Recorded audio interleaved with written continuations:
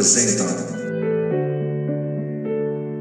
Programa Conversando o Evangelho, um encontro aberto e participativo acerca da mensagem de Jesus à luz do Espiritismo, uma produção da equipe Casa Virtual Luz Espírita. Coordenação Cristiane Nobre Campos.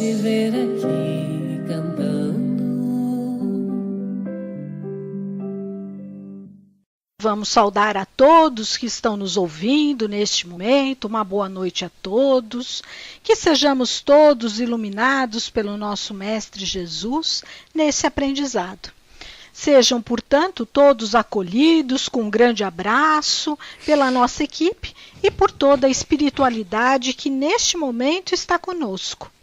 A nossa equipe hoje está um pouquinho menor, né? Mas nem por isso deixa de ser de qualidade. Hoje estamos com a Elaine, o professor Joel, o Devanir, a Poliana e eu, a Cris, que estaremos fazendo leituras e comentários. Hoje o nosso tema é bem interessante e traz até uma certa polêmica. Nós vamos falar pensamento e adultério. O trecho que nós vamos estar mencionando é do Evangelho segundo o Espiritismo, capítulo 8, itens de 5 a 7, são as referências que vamos usar. Além de outros, né? Como a Gênese, obras póstumas, as obras básicas da codificação. Então, neste momento, pedimos que todos que nos ouvem, que acabem se desligando um pouquinho do mundo material, vamos esvaziar a mente, o coração, para que possamos nos sintonizar com a espiritualidade maior e assim possamos todos juntos desenvolver o aprendizado nesta noite. E desta forma, né, a gente possa colocar em prática o Evangelho de Jesus através do nosso exemplo, do nosso dia a dia. Então, vamos pedir a Elaine, por favor, que faça a nossa prece de abertura de hoje. Mentores amigos, nessa noite de estudo, pedimos a sua presença para nos iluminar, nos esclarecer, suprir as nossas deficiências. Estejam conosco por toda a semana, amparando-nos, dando-nos sustentações nas provas da vida. E que nos ajude a controlar o nosso pensamento, o nosso sentimento, para que possamos ser trabalhadores do bem nessa seara do nosso Mestre. Que assim seja. Que assim seja, damos graças a Deus.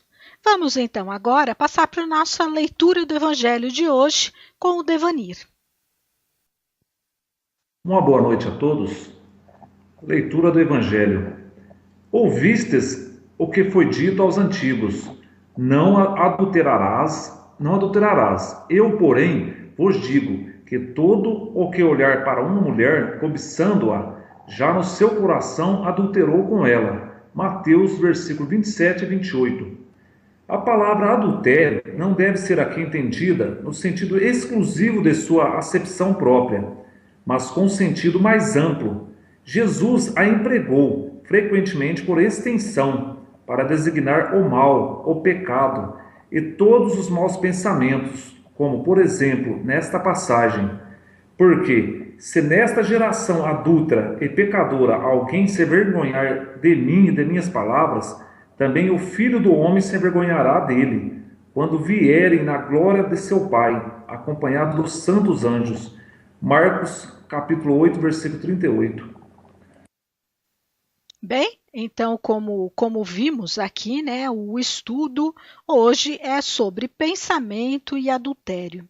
Então, dentro do que a gente entende, né, da palavra adultério, eu até vou trazer o significado contido no dicionário para que a gente possa compreender um pouquinho mais amplo, como o próprio Evangelho diz, né, não somente o adultério dentro da fidelidade conjugal, mas há o significado de adultério também como falsificação, adulteração, né? E aqui a gente pensa, por exemplo, quando se compra, né, um artigo que não é realmente da marca, né, mas sim uma cópia daquela marca, né, algo falsificado. Então vamos também ter em mente, antes de começar o estudo, né, esse significado de adultério.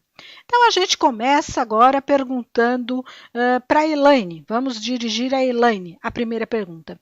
Elaine, vamos começar por pensamento primeiro, né? Para que a gente possa depois chegar no adultério. O que é pensamento? Como é que age o pensamento, Elaine? O pensamento é a expressão do nosso sentimento, né? Das nossas ideias, daquilo que na verdade nós somos. O pensamento ele age através do fluido cósmico universal que está em torno de nós. Nós pensamos, nós criamos formas nesse fluido e essas formas têm um magnetismo que atraem situações para nós. É assim que age o pensamento. Professor Joel, o senhor teria alguma coisa para acrescentar aí para nós? Além de dizer que a gente concorda com as considerações feitas pela nossa irmã, parece que foi a Elaine, né? Além da gente ter uma concordância com respeito ao fato, é bom a gente pensar, ou melhor, pensar, acionar a nossa capacidade pensante sobre o fato de que o pensamento, ele ao pé da letra, dentro do contexto espírita e que corresponde à realidade, ele começa na nossa inteligência pura. É a nossa inteligência pura que armazena o conjunto de ideias. E este pensamento, é claro, ele propaga-se numa forma energética. O fato de sabermos que ele se propaga numa modalidade energética, e que já foi inclusive fotografado, não só no passado por Alberto de Rochat, mas também na atualidade, eu vi num programa de reportagem curta, mas vi na televisão uma máquina Polaroid fotografando e registrando a imagem fotografada e previamente estabelecida de um menino japonês que pensava e acionava na hora que ele estava pensando a máquina Polaroid e ele fazia uma forte concentração acompanhada de um grito, né? E a imagem aparecia na máquina Polaroid. Então, pensamento é energia e tanto isso prova que ele pode ser fotografado. Partindo deste fato, nós vamos encontrar nas recomendações de Cristo a pertinência necessária para que possamos vigiar nossos pensamentos. E, na verdade, no texto evangélico que foi lido, quando a gente pensa, a intenção está se perpetrando, mesmo que no mundo concreto ainda não tenha se realizado o fato pensado. Consequência, nós estamos gerando contra nós mesmos e, às vezes, prejudicando os nossos semelhantes. É claro que adulterar, como a nossa irmã disse, não tem o significado apenas de fidelidade conjugal. Quem falsifica um cheque está adulterando um documento. Quem faz um negócio escuso, logrando o seu semelhante, está adulterando documentos. Aqui no Brasil, agora, por exemplo, tem firmas fantasmas que estão dando formações para pessoas logradas, bem entendido, onde assinam, inclusive, um contrato e essa pessoa ganha a promessa de logo após o curso, que é feito muito facilmente pela importância de R$350, já sai empregada. Mas é uma firma fantasma. Quando a queixa acontece, não localizam a firma. Agora já descobriram, já prenderam inclusive os responsáveis por este fato. Isso é adulterar pensamentos de forma criminosa. Os nossos governantes e políticos, e me perdoem, mas eu sei que a gente deve fugir do tema, mas na verdade não tem como. Aqueles que apropriam-se escusamente dos bens materiais que pertencem à comunidade através da adulteração de documentos, estão sendo adúlteros também. Então, realmente, Cristo tinha toda a razão quando o chamou de raça adúltera. Então, o pensamento, eu diria que ele faz parte da nossa mente, e a nossa mente está no nosso espírito. O espírito fala, o perispírito transmite e o corpo executa. Daí a importância de não prejudicarmos aos outros fazendo aquilo que não gostaríamos que a nós mesmos fizessem. Porque se assim agimos, estamos cometendo adulterações criminosas que infelicitam. Vejam só, a gente vira e mexe e termina sempre naqueles mesmos propósitos em cima dos quais o Divino Mestre Jesus trabalhou. Agora, para não ficar pensando sozinha, minha irmã, eu passo para ti a palavra, tá? Na verdade, é o que eu vou falar agora, professor Gel. De fato, o que o senhor diz me vem à mente da criatividade que nós temos, né, para adulterar as coisas e para desviar as coisas do caminho, né?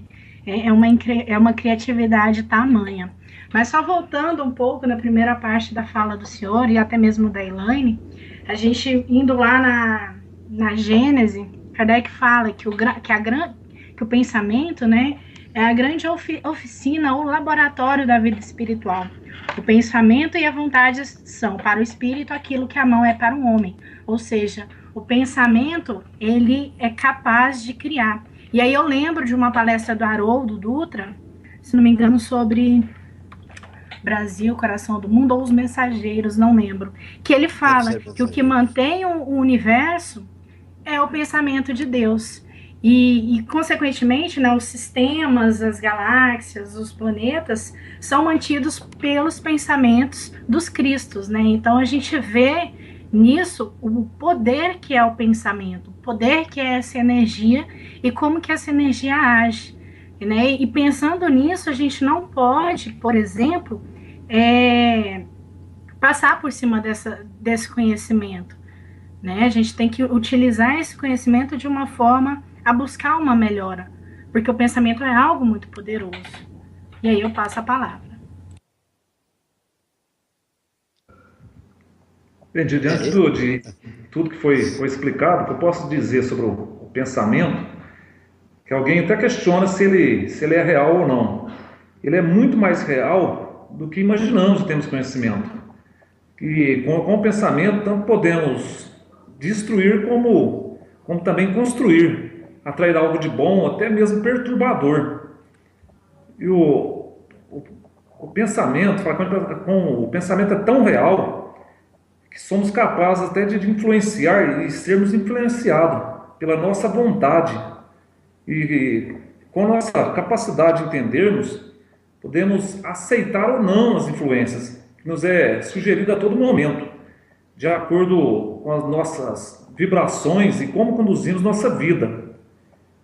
E após isso, podemos definir essas influências como boas ou ruins, decidirmos se vamos aplicar na vida, como também se queremos progredir espiritualmente.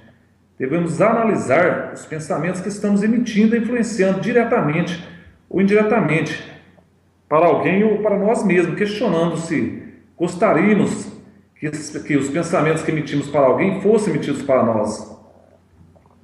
Mais ou menos isso que eu tenho para falar sobre o pensamento. Bom, aproveitando que todo mundo falou aí, né, a gente entende do que foi trazido, né, que na verdade o pensamento de Deus, todo o universo, todas as galáxias, na verdade, todo mundo, né, o que a gente conhece, aquele que a gente não conhece ainda, na verdade está envolvido pelo pensamento de Deus, né, então é como se a gente estivesse num oceano navegando. Lembrando que a Poliana me falou, e dentro de tudo que foi falado, tanto pela Elaine, como o professor Joel, o Devanir e a Poliana, eu fiquei aqui pensando, bom, confirmou-se que o pensamento é algo real. E aí eu pergunto, né, para o Devanir, sendo algo real, o pensamento é uma faculdade da matéria ou do espírito? Como é que a gente pode entender isso? Eu entendo que o pensamento é uma faculdade exclusiva do espírito, visto que a inteligência está no espírito. Ela só vai se manifestar se eu quiser que ela manifeste através pelo meu perispírito, que vai se manifestar na mente do corpo. realmente do espírito, não da matéria. Elaine, você concorda com o Devanir? Sim, no livro dos Espíritos, os Espíritos nos esclarecem que o corpo sem o espírito é simplesmente um pedaço de carne sem vida. Então, realmente, quem pensa é o espírito. Só fazendo um parênteses aqui, a gente pode pensar assim, aí eu vou querer que a Poliana diga se isso tem fundamento ou não. Se a gente pensasse que o pensamento é obra do corpo somente, da matéria, né? A gente sendo espírita, que acredita na reencarnação, como é que ficariam todo esse conhecimento, o nosso pensamento? Ele morreria, já que o cérebro morre, né? Enquanto o corpo físico, né? É uma matéria, ele se definha, né? E com o nosso desencarne, o cérebro também. Como é que fica isso, né? Isso seria uma forma de a gente estar comprovando que realmente o espírito, como a Elaine e o Devanir colocou, é algo, o espírito não, o pensamento é algo do espírito? Levando em consideração o que os meninos falaram, que de fato o corpo físico é apenas uma vestimenta e que o corpo físico e que a matéria ela vai se decompor e depois da morte, depois que cessa o fluido vital, esse corpo morre. Se a gente levar em consideração que o pensamento é apenas desse material, ele vai se esvair e vai desaparecer, né? É muito coerente essa questão, porque se fosse assim, se a gente partisse desse pressuposto, não valeria a pena, pelo menos no meu ponto de vista, a gente se matar para estudar e para aprender as coisas, a gente dar o sangue para aprender, para galgar níveis superiores, por exemplo, na universidade, ou estudar todo dia, sofrer, trabalhar, enfim, não faria sentido se isso tudo ficasse apenas no corpo físico, né? Então, como isso é um atributo até porque o pensamento, nós levamos em consideração a questão da aprendizagem, né? Então, já que é um atributo do espírito, e como nós acreditamos ser um atributo do espírito, faz todo sentido, né? Uma vez que o espírito ele não morre, ele não tem fim. Considerando, então, diante do que vocês falaram, né, eu também vejo coerência, visto que o espírito, né, é inteligência suprema, né, se a gente pode considerar assim. E aí, professor Joel, eu sei que existe uma ligação entre pensamento e vontade. Como é que a gente pode estabelecer essa ligação, professor? Ela é real ou simplesmente é imaginária? Existe realmente essa ligação? Existe sim. O pensamento formula um objetivo. Esse objetivo é um pensamento. E o nosso desejo de que esse objetivo se concretize configura outra forma de pensamento, que é a nossa vontade de que aquilo aconteça realmente. Mas, na verdade, nós temos a certeza absoluta de que estes pensamentos nos acompanham e são parte do nosso ser espiritual, porque temos nas manifestações mediúnicas a comprovação destes fatos. Porque, vejam só, as informações de cunho cultural, as informações que atestam as relações humanas que existiam entre os seres espirituais que falam e as pessoas que ficaram ainda como espíritos retidos no corpo material. Mas então o fato destas entidades espirituais se manifestarem e mostrarem até mesmo um vasto conhecimento durante a manifestação verbal, que vem a ser a verbalização dos pensamentos via mediúnica, é uma comprovação de que é o espírito que está falando. O espírito guarda as lembranças de suas vidas passadas, guarda suas culpas, guarda suas virtudes, guarda seus atributos. E a nossa imensa luta é educarmos o nosso pensamento através da autotransformação, aceitando as vicissitudes. Então ele está educando seus pensamentos. E temos muita necessidade de aprender a respeito dos nossos pensamentos. Com a palavra, minha irmã Cris. Bem, diante de tudo que foi falado, vamos ver se eu entendi de uma forma correta, né? Então a gente percebe que o pensamento está ligado à vontade e também a sentimento. Como é que a gente pode explicar isso um pouquinho melhor, Elaine, diante de todos os exemplos que o professor Joel nos trouxe? Eu vou explicar por um exemplo bem prático que está no YouTube, todo mundo pode baixar. São as experiências do senhor Masaru Emoto. Né? Para essas experiências, ele demonstrou a força de nossos pensamentos e dos sentimentos na água. Ele mostrou para nós que as energias vibracionais humanas, os pensamentos, as palavras, as ideias, afetam a estrutura molecular da água. Como é que ele fez isso? Ele escreveu num pedacinho de papel algumas palavras como muito obrigado, eu te amo, odeio você, né? E colocou um copo de água em cima de cada palavra. Depois ele pegou esses copos e congelou. E ele viu que cada copo tinha formado imagens de cristais na água. A mais linda era muito obrigado, né? Muito obrigada, eu te amo, formavam imagens maravilhosas. E eu te odeio formava uma imagem completamente disforme, feia, né? Então ele pôde documentar visivelmente essas mudanças por meio de técnicas fotográficas. Que mais eu posso falar disso? Acho que fica claro que as palavras têm sentimento, têm emoção, e que a partir daí elas formam figuras. A vontade, o sentimento também, são que dão a energia para o nosso pensamento se manifestar. Esse pensamento que a gente forma no fluido cósmico universal, ele ganha vida através desses nossos sentimentos. Aí eu passo a palavra para quem quiser me complementar. Devani, diante do que a Elaine falou, que ela explicou muito bem, junto com o professor Joel, você poderia explicar, já que o pensamento ele fica pairando, né, nesse fluido cósmico universal, o que seriam as formas pensamento? Bem, os nossos pensamentos criam sim as formas que imaginarmos, mesmo que elas sejam absurdas.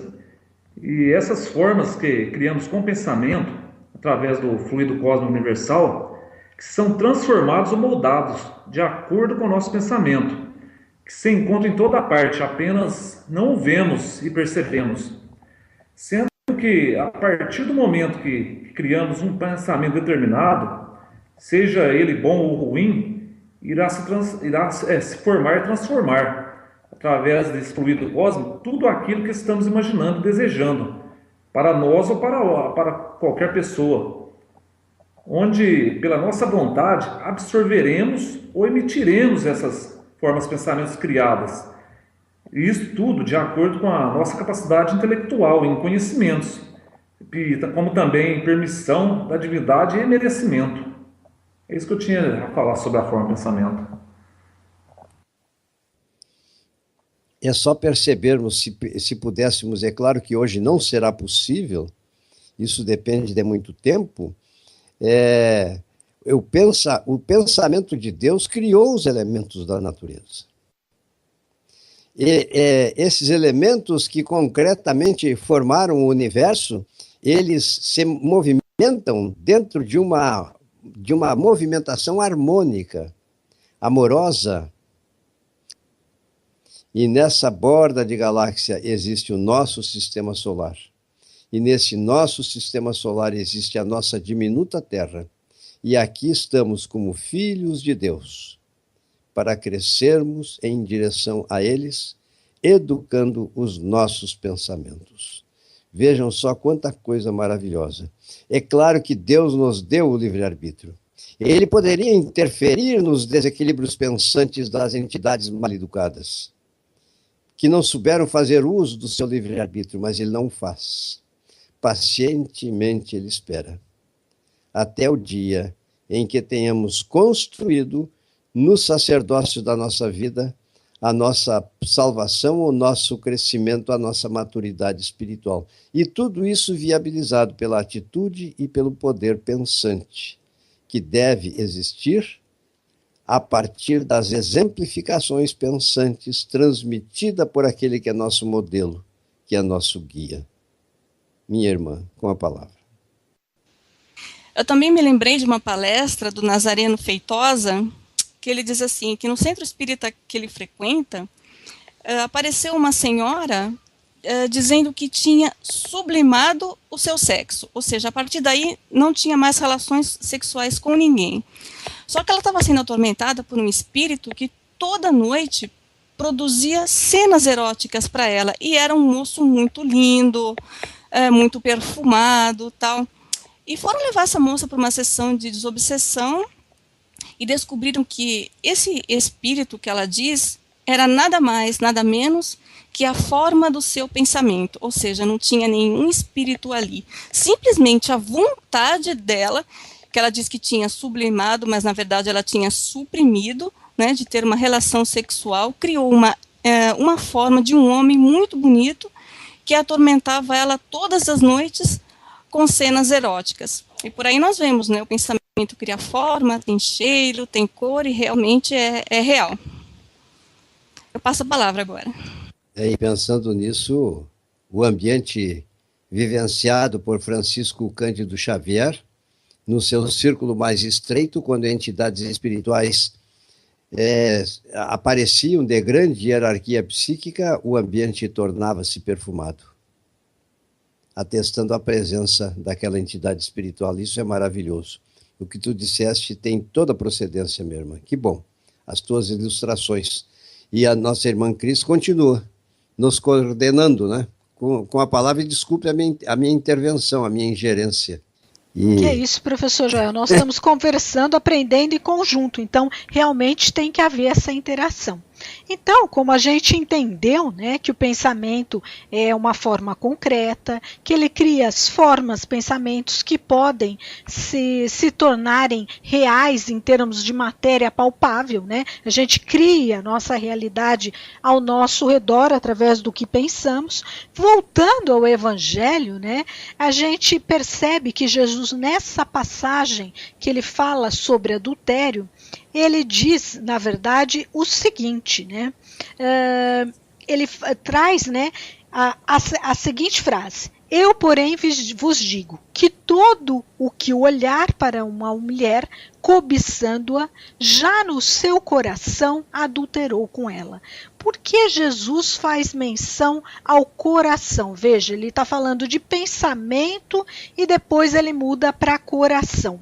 E vamos ter em mente aqui, né, não somente como eu já disse antes, o adultério, né, como infringir, né, um pacto aí social em termos de adultério conjugal, mas vamos entender o adultério como uma falsificação, como o professor Joel já bem trouxe. O que você acha disso, Poliana?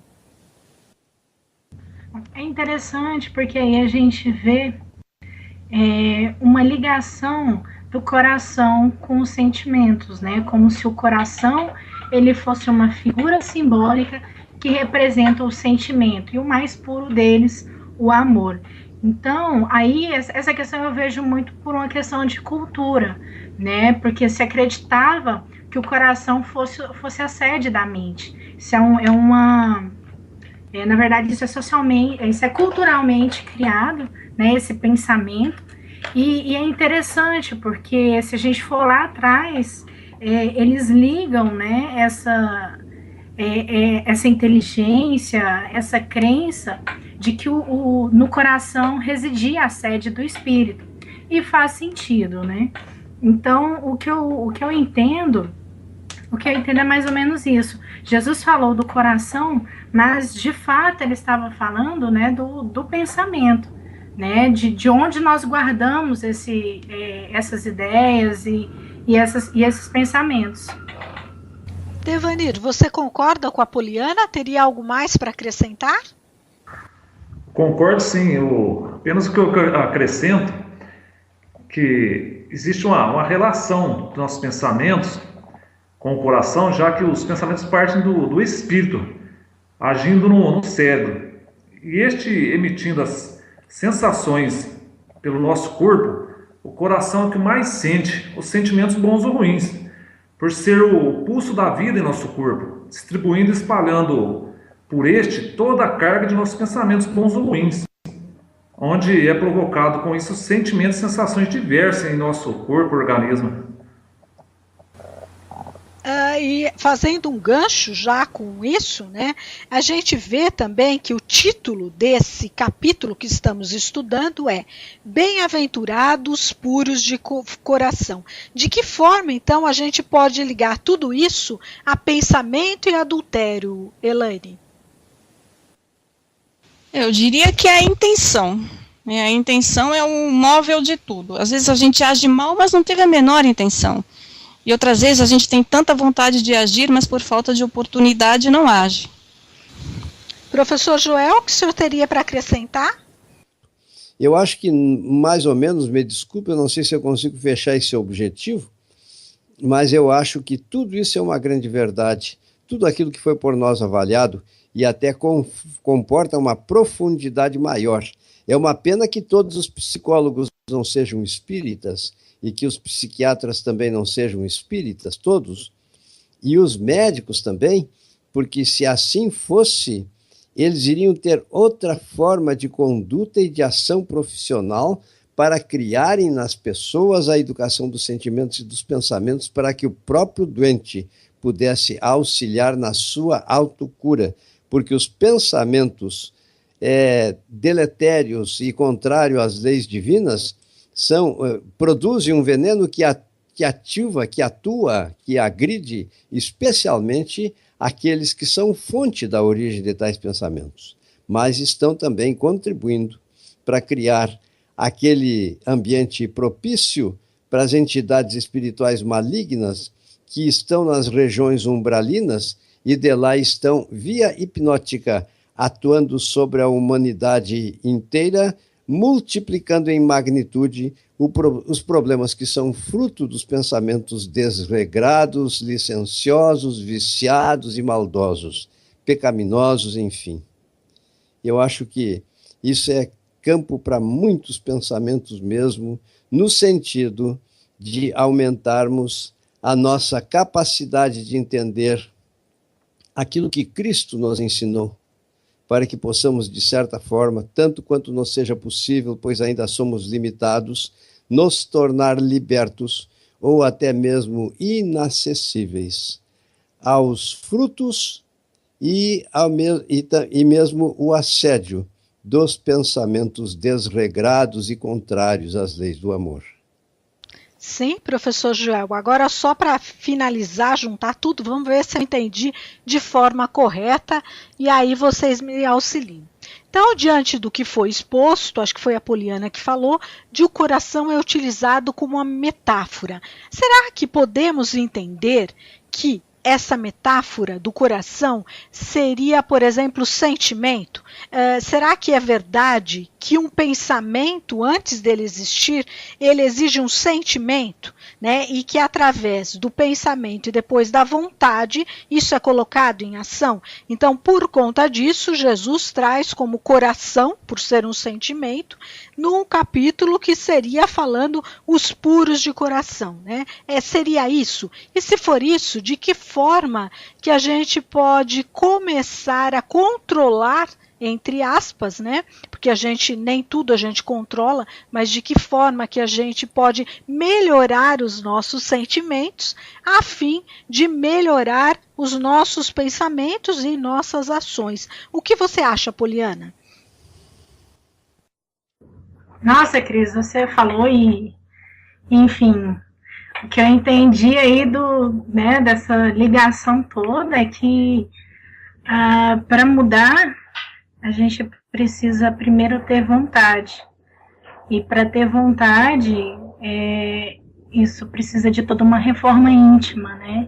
Principalmente, e também de conhecimento. Então, a partir do momento em que a gente tem conhecimento de toda essa complexidade que é viver, na verdade, e que a gente busca as formas corretas de agir, né, e a gente tem vontade, porque a vontade é que, como você disse, é ela que impulsiona tudo, aí a gente consegue buscar uma melhora, né? Mudar os nossos pensamentos.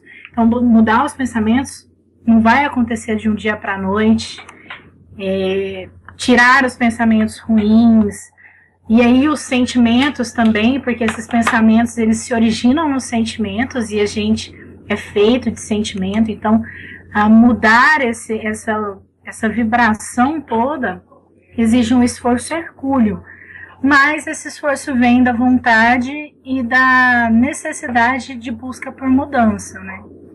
Então, o que eu entendi mais ou menos e o que eu acho que a gente pode tirar disso é essa questão. É tudo isso, minha irmã, se tu me permites, associado ao maior presente que Deus, inteligência suprema, ensejou à Terra.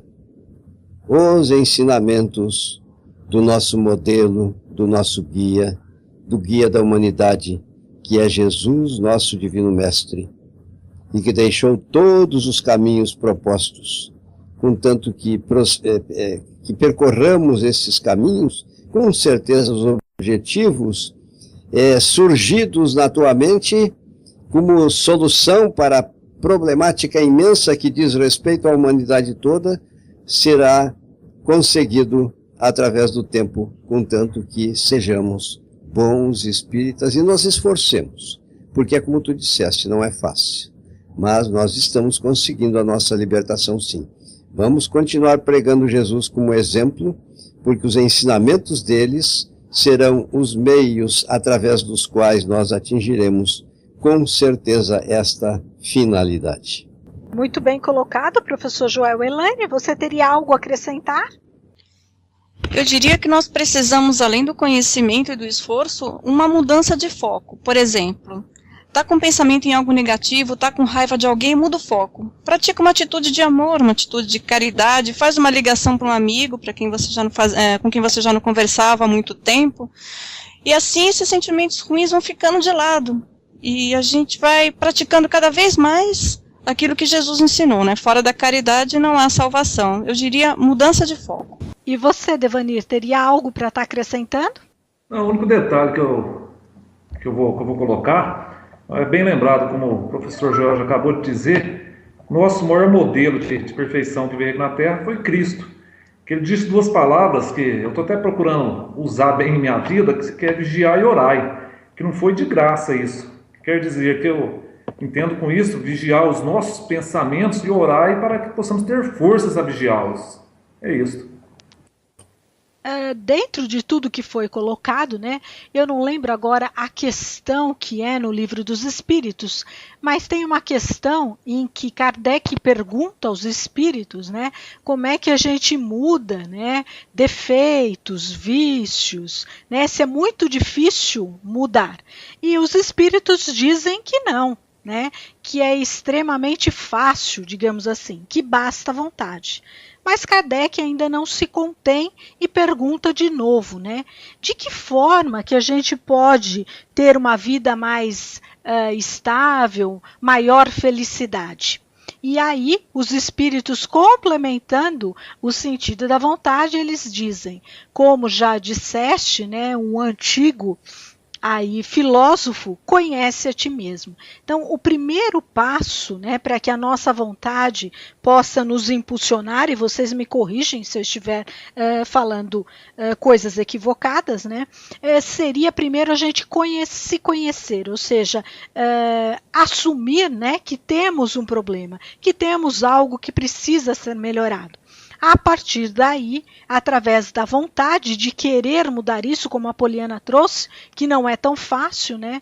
Como a Elaine nos considerou aí de mudar o foco, né? O Devanir trouxe a prece e oração e o professor Joel trouxe todo o contexto do Evangelho, né, seguindo os ensinamentos de Jesus. É a partir desses contextos que nós vamos começar a mudar a sintonia, mudar aquilo que nos incomoda, vamos começar a, digamos assim, subir um degrauzinho a mais na escala evolutiva. E aí eu pergunto só para finalizar para vocês. Vocês acham que a pessoa que tem um pensamento ruim, né, que ela não conseguiu, digamos assim, não se conteve e pensou, né, deu vazão a esse sentimento, mas no meio do caminho ela se contém e não comete o delito que ela iria cometer, né? Vamos colocar aqui até a questão do adultério. Será que a nível espiritual, o fato dela não cometer, né, ter se contido, tem o mesmo peso em termos de consequência do que se o pensamento tivesse concretizado em uma ação física, realmente? O que você acha, Devanir?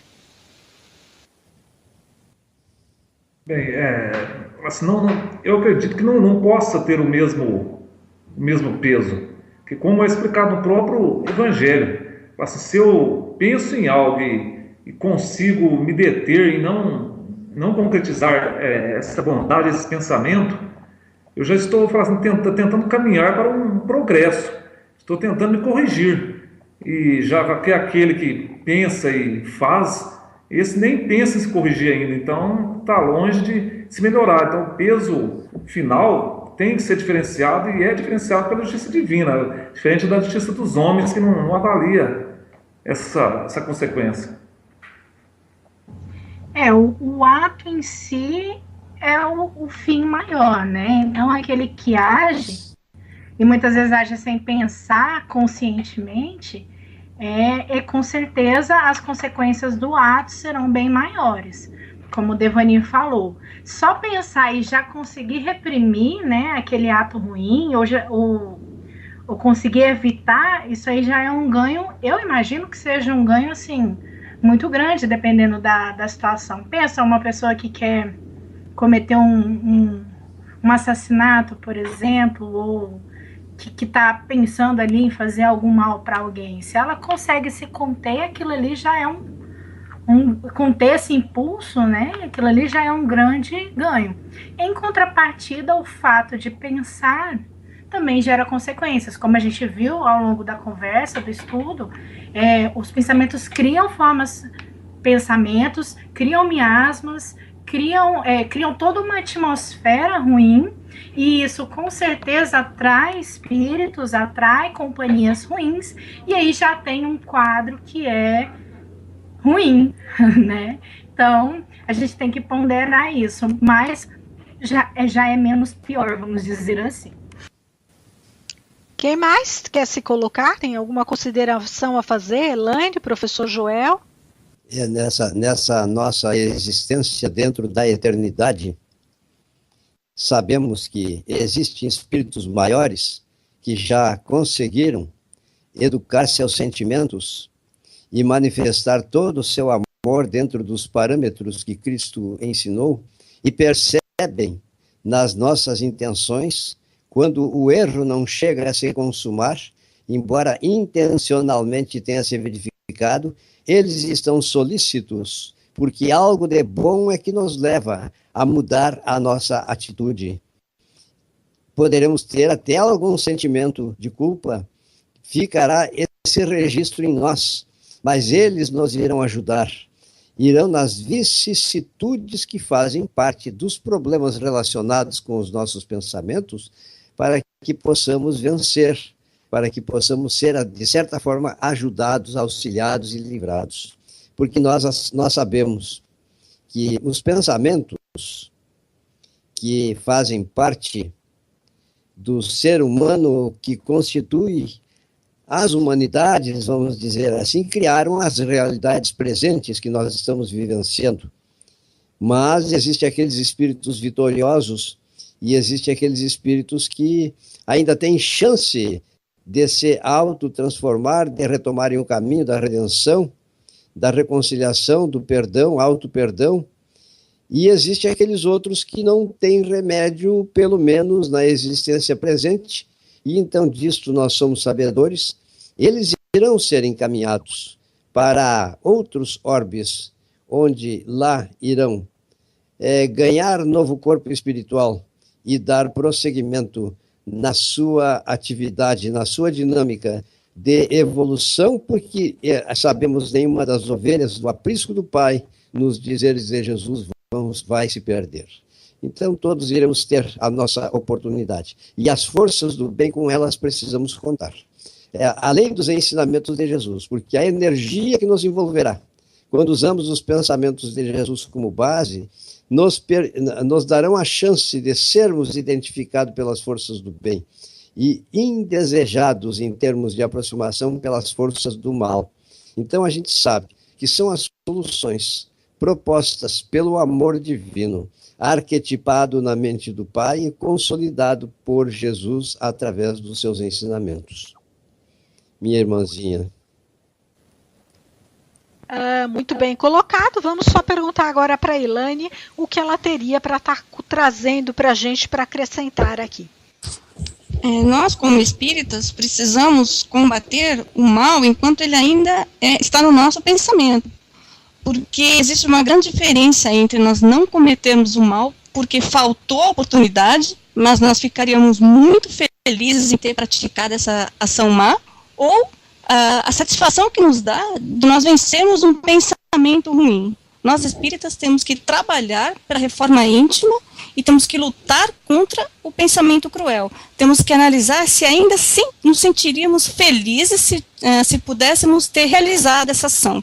Se a resposta for sim, ainda temos muito que trabalhar. Mas se a resposta for não, então nós estamos no caminho correto. Era só isso que eu tinha para colocar.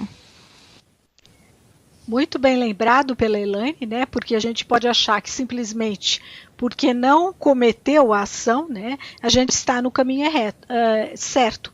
Mas, voltando lá, o pensamento ele foi gerado por um sentimento. Então, se aquele sentimento ainda continua, na verdade foi só ainda uma falta de oportunidade para que ele se concretizasse, nós estamos no caminho errado. Então, a gente tem que voltar, buscar principalmente a causa, né, que leva aquele sentimento, né, é o orgulho, é a vaidade ferido. Muitas vezes a gente vê que o adultério em si, ele está atrelado ao orgulho, né? A pessoa se sentiu, fica com o orgulho ferido, que vão falar, né, de mim, e não tanto a situação em si. Então a gente precisa pensar direitinho o que está nos motivando, né, para saber se a gente está dentro do caminho correto ou não.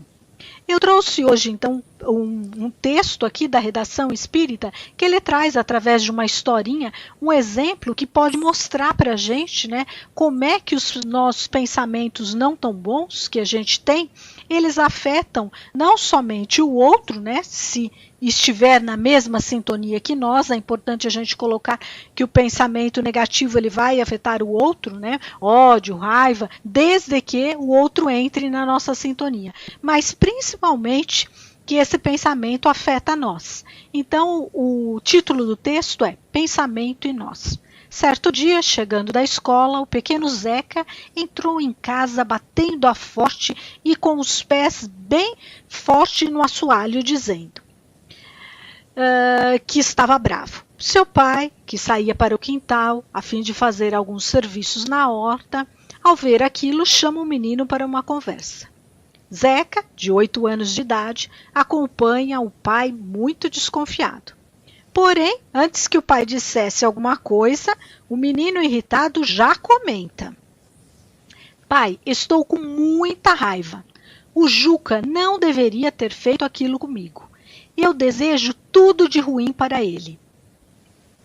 O Juca me humilhou na frente dos meus amigos. Eu não aceito isso. Gostaria que ele ficasse doente sem poder ir para a escola. O pai, pacientemente calado, escuta o desabafo do filho, enquanto caminha até um abrigo, onde guardava um saco cheio de carvão. Tomou o saco de carvão e pediu ao menino que o acompanhasse até o fundo do quintal. O menino acompanhou sem entender nada. O pai abriu o saco e, antes mesmo que o filho pudesse fazer alguma pergunta, ele propôs: Filho, está vendo aquela camisa branquinha estendida ali no varal para secar? O menino disse: Sim, tô. Pois bem, faça de conta que ela é o seu amiguinho Juca. E cada pedaço de carvão é um mau pensamento seu endereçado a ele. Quero que você jogue todo esse carvão naquela camisa, até o último pedaço, como se fosse tiro ao alvo. Quando terminar, avise-me que eu volto para ver como ficou. O menino achou a brincadeira divertida e começou a colocar em obra.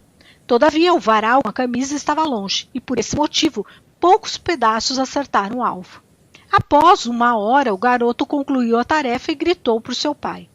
O pai aproximou-se devagar, olhou para a camisa e perguntou: Então, filho, como está se sentindo agora? O filho respondeu prontamente: Estou cansado, mas feliz, porque aceitei muitos pedaços de carvão no Juca, quero dizer, na camisa.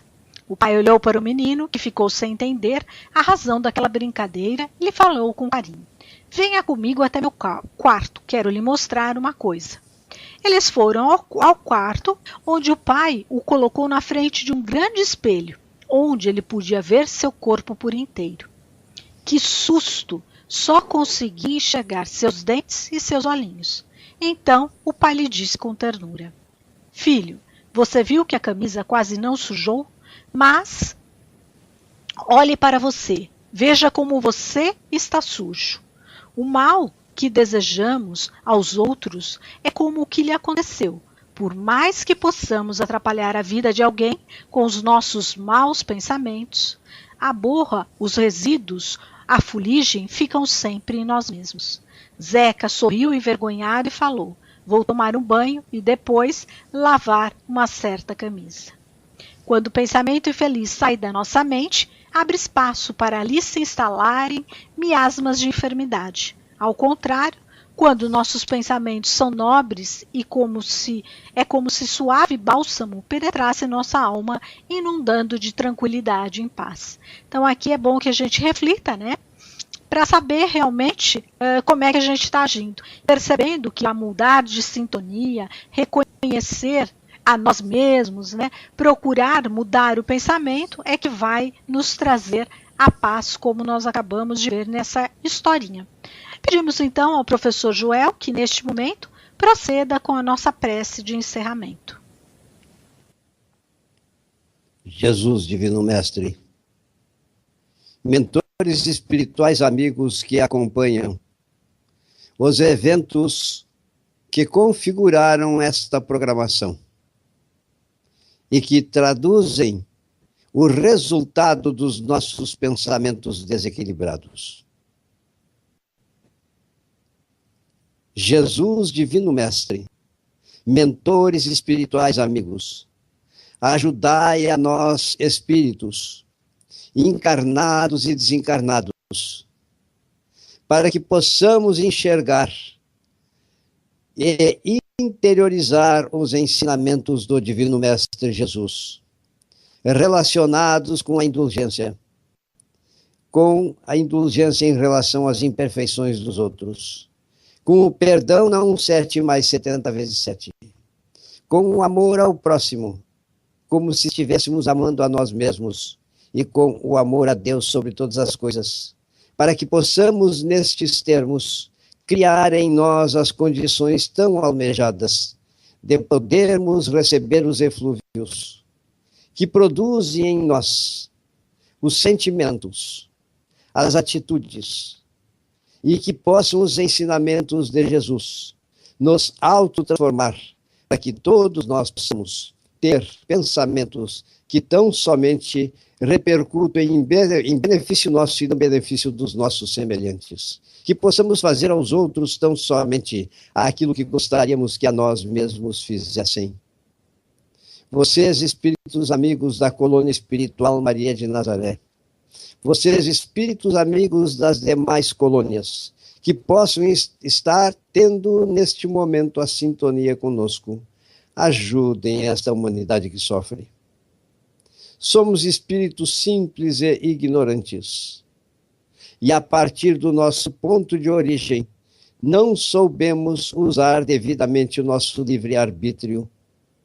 E temos hoje os registros que configuram os sofrimentos da humanidade toda. Sabemos que Deus é amor, que a sua vontade e o seu poder configuram harmonia neste universo. Sabemos que espíritos maiores, co-criadores do Pai, têm uma vontade pensante incrível. Ajudem, pois, a todos nós, espíritos amigos, em nome de Jesus, nosso Mestre Divino, para que possamos ficar inundados com os pensamentos de amor, para a limpeza do ambiente astral da Terra e para um pouco de paz que esta humanidade tanto tem necessidade de sentir. E assim, espíritos amigos, Jesus Divino Mestre, Espírito que conduz esses trabalhos, somos agradecidos e agradecidos a Ti, Pai Divino, inteligência, causa primária de todas as coisas e inteligência suprema. Obrigado, porque criaste tantos caminhos para que um dia, num porvir, próximo para alguns, distantes para a maioria de nós, possamos sentir a verdadeira felicidade, tendo tão somente pensamentos puros como Cristo mostrou na sua vivência e através das suas palavras transmitidas como ensinamentos. Obrigado, Jesus, Divino Mestre, e que assim seja. Que assim seja, damos graças a Deus. Neste momento, desejamos uma noite serena, e uma semana repleta de reflexão sobre o que estamos pensando, que forma estamos criando a nossa realidade. Até o nosso próximo encontro.